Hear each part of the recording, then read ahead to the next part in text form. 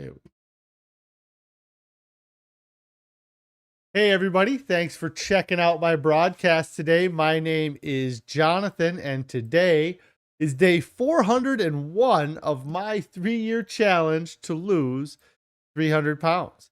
If this is your first time checking out my broadcast, a little bit about me and what I'm doing here is last year my weight had really gotten to a point where I had to do something. I was over 500 pounds and I couldn't keep going at that weight. I didn't have any medical conditions that were diagnosed, but I was definitely having some. Oh, I did have one medical. I had sleep apnea, but other than that, I didn't have diabetes or any type of chronic issues. But I knew I needed to do something. And over the years, I've been able to lose weight, but I've never been able to maintain the weight loss. I have had success multiple times losing 50 plus pounds, over 100 pounds even in the past. But I get to my goals or something happens and I end up kind of letting old habits start to come in, or I start eating more than I should be, and kind of slowly I, gain all the weight back that I lose and inevitably end up heavier than I was when I started. And so this time I wanted to create this challenge to give myself kind of an accountability platform by doing it online and going live. But I wanted to kind of take some of the things in the past that I had success with, but also, the things that I learned from my failures and tried to create kind of this challenge when and the two big tenets of this challenge are that I want to stick to this longer than I've ever stuck to any type of weight loss or any type of dieting program. And so I challenged myself to do this for 3 years and to keep myself accountable and, to keep at it. I decided to go live and create this channel to kind of update my progress. Hopefully, over time, uh, somebody will get inspired from my weight loss here. The other big thing is that I need to lose a lot of weight. And in the past, I've set goals to lose as much weight as I can before an event coming up, or to lose 100 pounds or lose 50 pounds. And I hit those goals and they're great, but I never set another goal. Like in 2013, I went from 420 pounds down to like 285. I lost 140 pounds and I reached my goal. And I never set another goal. I just was happy with the goal. What the point I reached, and it was great. And it was awesome that I had lost all that weight, but I was still 285 pounds. And so this time I challenged myself to get down to what I would consider a healthy weight. And so I've challenged myself to lose 300 pounds. So far, things have been going really well. I've been able to lose almost 200 pounds. I did hit that 200-pound mark and kind of hovered around, but this past month I put a little bit of weight back on.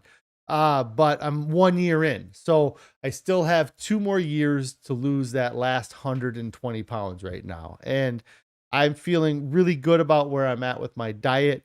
The last few months were a little bit rocky, but I had a lot going on. If you've been following along, you'll know that I tore my bicep tendon right around the 9-month mark, had to have surgery to have that kind of attached.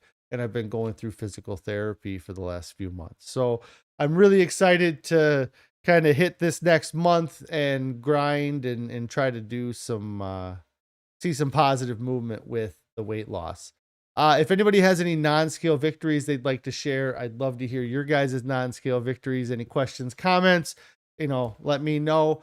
If you guys haven't already subscribed to the channel, make sure that you do get subscribed to the channel. Click on the bell icon so you'll get alerted and notified when I go live, which is usually 4 p.m. on weekdays. Let's see. I also have a Discord that you can join. That link to that is down in the description below. And then there's also a link to our Pinterest board. And what that is just kind of a place where we put up a lot of the recipes that we are eating or we've tried since switching to a whole food plant-based SOS free diet. And if anybody's looking to switch to that type of diet, it can be a lot to process. There's a lot of changes that needed to be made for our diet. So hopefully that gives you guys, a few good ideas for meals that you might like. Carrie's checking in saying, hey, hi, Carrie. I hope everything's going great at home today with you and the kids. We had a busy weekend. I hope you guys had a great weekend. And it was difficult to stay on diet because it would have been easy to, the easiest thing, it would have been really easy to stop at Burger King. And in fact, we did get our kids Burger King one night and really had an opportunity to do it for a second night. And we decided that it wasn't probably the best choice and that we would get them something. And they survived without having Burger King for 2 days in a row, which was probably good. But I talked on Friday, or I've been talking since my weigh-in about my diet, and I was really nervous about this weekend and my diet because I have not been able to stick to the strict parts of our diet, on the weekends. And so this weekend, I really tried hard to make that a focus, and I was able to go through the weekend without having anything that I would say is outside of our strict part of our diet, the whole food plant-based, salt, oil, sugar free. The thing that pushes that limit probably the most is the miso that we have, but from what I understand, it's good. And listening to even the last book I listened to, The Proof is in the Plants, he talked about the benefits of things like miso, tahini. I think he talked about like fermented foods. So, but yeah, stuck to the diet. We had, chickpea tikka masala, which is a favorite, a regular favorite of ours. I should check my phone. I need to post, if you guys want me to post more photos, if that's something that you like, let me know, because I don't know. I don't do it much, and I say I'm gonna do it, but then I don't end up doing it, and I kind of feel guilty. But and where would you want to see them, on the Discord or on the um on my Instagram would be the other question too. So I'm just trying to look back. I kind of take photos of my food sometime. And I am going to show this one dish here that we had. Let me pull this up. It's going to be this one. Oh, I don't have this.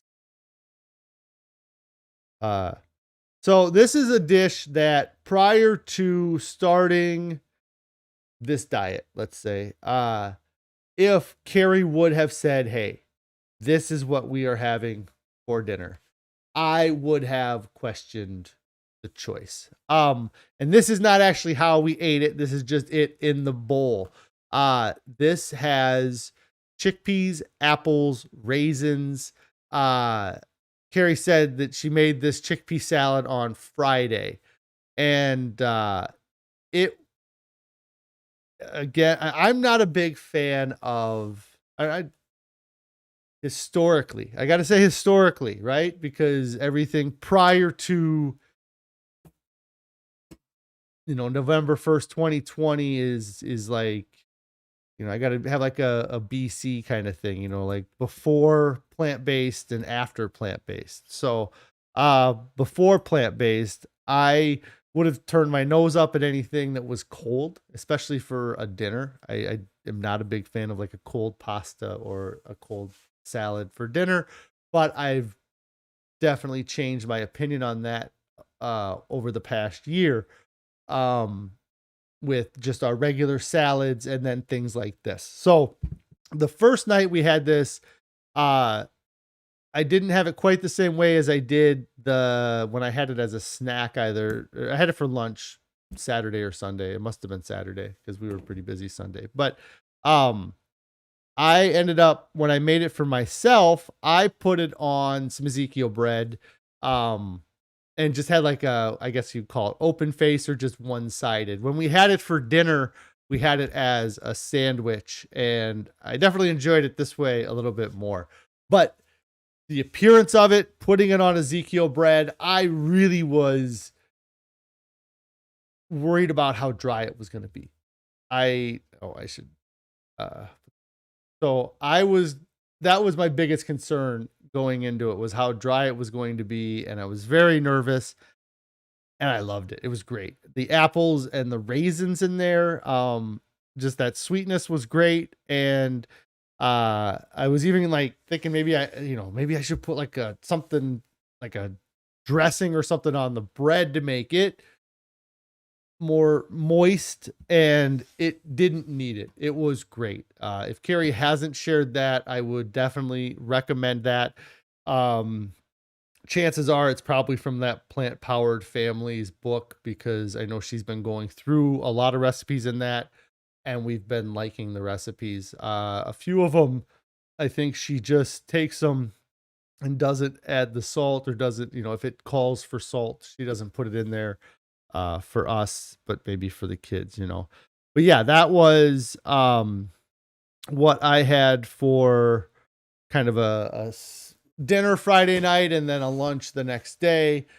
Carrie says it is from the Plant Powered Families cookbook. So we have been liking that. I should put that, a link to that, or put that down in the description, because that has been um very good cookbook. I mean, it's worked out great, and our kids do pretty good with the meals. And the there's a few times that I definitely put my kids' pickiness down to them just being unwilling to try something that day. So, because there's a lot of these dishes that get, two or three of our kids like, and then one doesn't like it, but they didn't really try it. So the constant fight, but it is getting a little bit nicer. We had to kind of, we were talking about doing fast food a second day this weekend on Sunday, because we did it Saturday, and they kind of got their hopes up, but we got them something when we got home. It was just a busy weekend.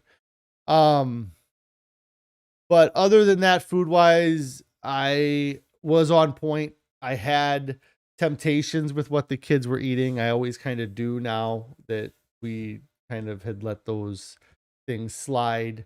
Um, we also went to a show, I guess you would call it, or it was a musical that a relative of ours was in, and we went to watch that on Sunday. And it was kind of funny. Uh, the concession stands had two things, and granted, they might not have had, because we watched the last showing of this production, so they might not have had the whole variety of everything they normally had. But they didn't have any candy that didn't have chocolate in it, or wasn't in some way not vegan. And then they had a bunch of bags of chips, but they only had two flavors, and one of them's Lay's plain, which I mean, the kids would probably eat, but it's not something we normally buy. And the other was baked Lay's. Uh, but So there wasn't really any temptation in, when we were there buying the kids snacks. If they would have had candy or something, it might have been a little bit more of a temptation for me. But I'm really pushing for this next weigh-in. I want to lose a few pounds for this weigh-in in 2 days. I don't know if I'll lose a few pounds, or if it'll be a pound, or what. I'm got on the scale. For how I feel from last Wednesday or last Monday, I feel great. And the fact that I made it through the weekend without having any issues with my diet gives me even kind of a more of a mental kind of like, yeah, I'm kicking ass. But physically, I feel great. I feel like if there was any bloating, and I hate using, like, I don't know what bloating really is, I feel like, because I've always been bloated. Like, if that's a weird thing. But I feel like my skin is loosened up a bit. It was kind of, especially like around my ankles and my legs, I noticed some swelling. There's still a little bit if I had to, uh, I don't know, really have a way to measure, I guess, yeah, without like tape measuring my calf all the time. But, um, it just, some days it feels like it looks thin, and then a lot of times it looks like it's swollen, is what the way my calf is. But, I'm all over the place here in my head. Um, Food was good, and then I got lost with what I was talking about next. So, oh, the musical, yes. That was definitely my non-scale victory from the weekend, though. We went to a musical in a theater, and I'm sure a lot of people already know where I'm gonna go with this, but the theater seats were not really wide. They were okay with, like, and now, like, that I'm thinking about it and talking about it, I should have paid more attention to how close, because I didn't feel like I was very tight at all. And uh I feel like I had my legs crossed at one point, like with my right leg up on my left knee for a little bit. That absolutely would not have been a possibility. Um, but yeah, we went to this musical. It was just just a tad over 2 hours long, and I was extremely comfortable in the seats versus what I know I would have felt a year ago. And in all honesty, and I talked to Carrie about this a lot, a year and a half ago, we don't buy the tickets. We don't go. Like, we find an excuse not to go, probably, you know? And so um it was nice to go and watch, be out and kind of doing something that I would consider normal, I guess, or doing. It's neat to have to take the kids to those things too, because I mean, my two oldest had never seen. Uh, yeah, they've seen a musical, but not in years. I mean, COVID closed this place down; they weren't happening, and um, we didn't really know anybody that was in the actually one of the cast members. They kind of, in other productions they were behind the scenes or they were part of the ensemble. In this production they were part of the main cast, and so we went and saw them, and having that experience for the kids is great. I mean, my daughter is looking up, trying to figure out how to get into musicals now, because she's been doing singing classes for, or not, but like taking singing lessons for the past year. And then she saw that, like, that's something where I don't think she even really comprehended that something like that existed, and then to see it is kind of cool. And they really enjoyed it. Our 5-year olds were a little bit young to take to something like that. If they did all right, but it's tough for, they get lost in it a little bit. And so they did ask me many times, "Is it over yet?" And we had to kind of make it a game, not a game, but like we were counting down the number of songs until it was done, and that was kind of appeasing them. But they uh, they didn't know what was going on either. I think every time they finished a song, the whole audience would clap, and my one daughter would look back. I think like every time, like, "What, is it over?" Like, "Why are we clapping?"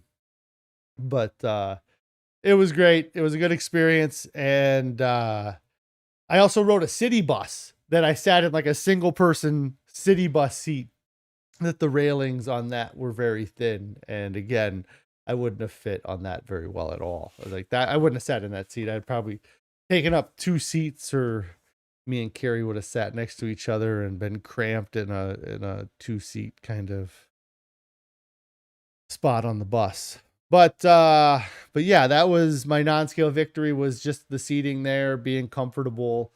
Um and we also had to walk up and down steps, and that's nice that I'm able to do that with a lot less effort than I used to in the past.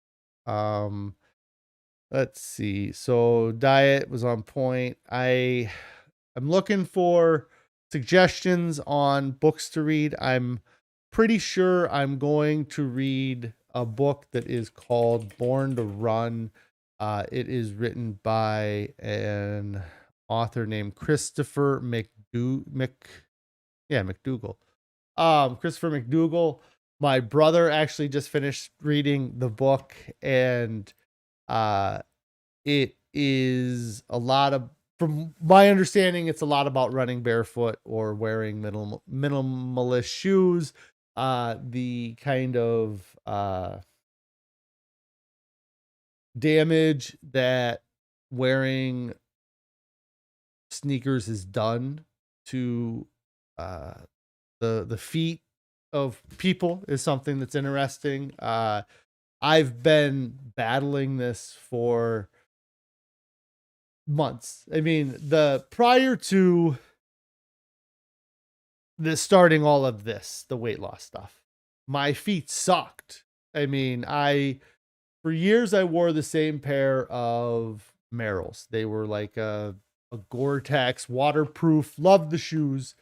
And I got to a point where my feet were just getting too wide, and the outside of my foot rubbed on the outside of the shoe, the outsides of the shoes. And I just had these calluses that were awful. I mean, it would be something where if I would brush the side of my foot against something, it hurt as much as stubbing a toe. Like the pain that I would feel would be as bad as if I would have just straight stubbed a toe into a wall, and so, or a table leg or something. And just from just the brushing of it or just the touching of it, it would hurt so much. And then I was having so many problems. I went and I bought what I thought were super shoes, and they probably, I mean, they kind of, I mean, for the progression I needed, they probably are what I needed, but they had huge insole support. I spent like $170 on them at the shoe store, and was like, okay, these are going to be the shoes. And they felt great for a while. And then I started this challenge, and I lost 50, 60 pounds, and I started walking. And it was a slow thing, but over the course of 2 weeks, my feet just slowly started to hurt more and more. And it didn't make sense. I was losing weight. I was trying to be a little bit more active, and I was just doing walks. I think it was just 1 or 2 a day for 30 minutes. And my feet got so bad I couldn't walk really anymore. And then I switched to wearing a different pair of shoes for one day. I wore them to Easter. I went from wearing these $170 super shoes to wearing a pair of these Hey Dude, no sole, nothing fancy shoes. And it knocked me on my ass for 2 weeks. The pain just from all the muscles and the ligaments and everything just moving and not being where they were supposed to be. I mean, I had to get crutches. I ended up seeing the doctor at some point about my feet because they were hurting so much. But it was that was weeks after, and kind of things had started to feel better by then. But once I found out that my shoes that I was wearing were contributing to my pain, then I switched to these because the insoles, the super shoes I bought that had the great insoles were made out of like hard plastic, but the outsides weren't. And so over the course of 9 months or 6, whatever months of wearing those shoes, I wore out the outside of the shoes, but not the inside. So then my feet were like walking, playing with a rubber band. My feet were walking at a side instead of walking flat.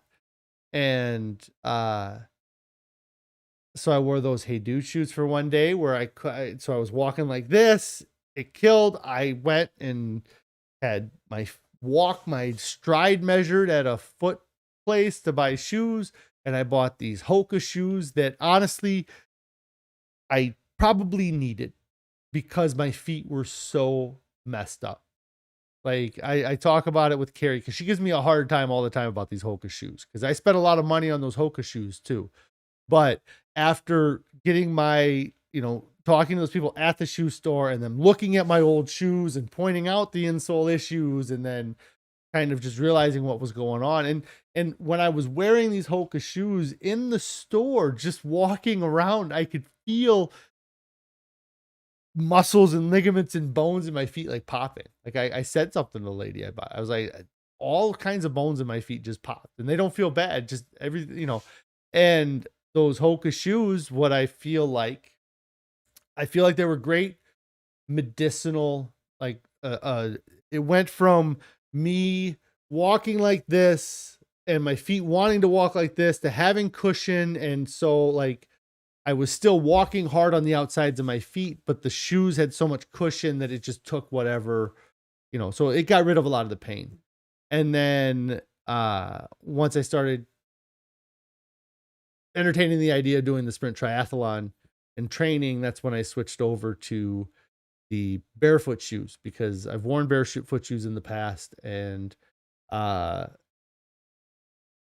don't know. I don't know why. I mean, I've worn them in the past. I've liked them, and I can't remember why. I probably talked about it at the time, but I wanted to get back into wearing those shoes, and I switched, and I went cold turkey from the Hokas right to the I think they were Merrell's Vapor gloves were the first pair I bought, and then I'm wearing a pair of Zero Prio, I think is what they're called, right now, and it's probably what I'm going to order more of because I like these. There might be one other one I like, but it's just been such a crazy point to where I'm at now that I love wearing these barefoot shoes, and like I lost a lot of weight, and so it makes a big difference. But like I'll kind of walk around outside my house barefoot, like doing stuff. Like if we let the dogs out or something, or if I have to put garbage in the trash can, I wouldn't have done that 2 years ago. I couldn't have. Like I would have had to have put shoes on, because walking out there, if I would have stepped on any type of pebble that caused me to have to step different than I was able to, that it would cause pain. And so, I'm going to check out this book. That was a long explanation about why I'm going to check out this Born to Run book. I feel like it's going to just reinforce a lot of the same things I'm already thinking. But there is a little bit of that whole corporate influence thing that we're dealing with the whole plant-based or the veganism, or the, like, why do they suggest beef so much? Like, why do we spend so much on beef? But yeah, and I'm gonna, well, I don't know. I had an experience this morning, so this is more about the veganism aspect of things, and it's not what I ever thought I'd be talking about. But on my way in, I to work, I was behind a livestock trailer, and I've seen livestock semi trailers thousands and thousands and times in my life, and always really thought it was cool to see pigs. Hey, there's pigs, there's whatever, there's chickens, there's something in there. But it just kind of hit different this time. And the first thing that hit me with it is that I'm behind the semi trailer. I don't know if you know what a livestock, I imagine most people do, but the left side of it has like a big garage door, and that's how they come in and out. But I saw like a mist of water like shoot out the top driver's side corner of this livestock trailer, and the first thing that hits me is just realizing that that's an animal urinating out the side of that truck, that just spraying urine just all over the road, which was kind of odd.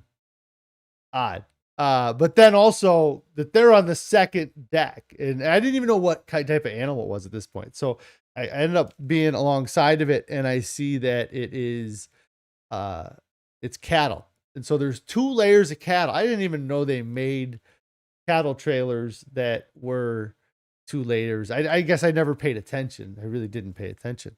But like, so the second layer of cattle is just pooping and pissing above this other layer, and you can't see a whole lot. They're just kind of, their noses are sticking out. And there's a couple reasons why they were in there. Could have been in there. They could have been moving them to somewhere where it's warmer and they can graze or pasture better.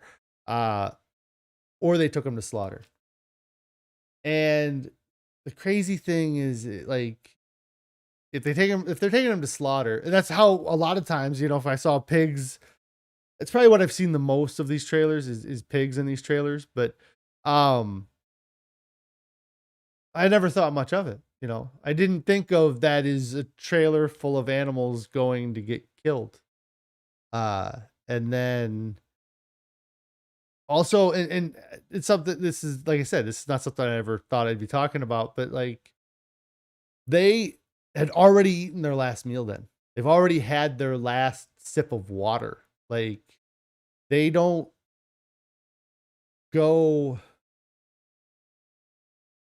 from, I don't know the whole process, but essentially they go from that trailer right into a slaughterhouse. The slaughterhouse doesn't have a facility to feed and take care of these animals. They are just there to process them. And I imagine they don't want the animals to have full stomachs. I'm sure the farmer shoves them full of food, so when they weigh them, they weigh, as heavy as they can so they can get top dollar, and then they crap all over each other as they're being transported to wherever they're going to slaughter. But and then once they get to the slaughterhouse, they just get ushered into a building, and what's done is done. But like, the fact that those cows never probably saw a kind hand. Like, they were, if they saw people, it was probably them pushing them this way or that. It wasn't they're hand feeding them grain and petting them. Like, their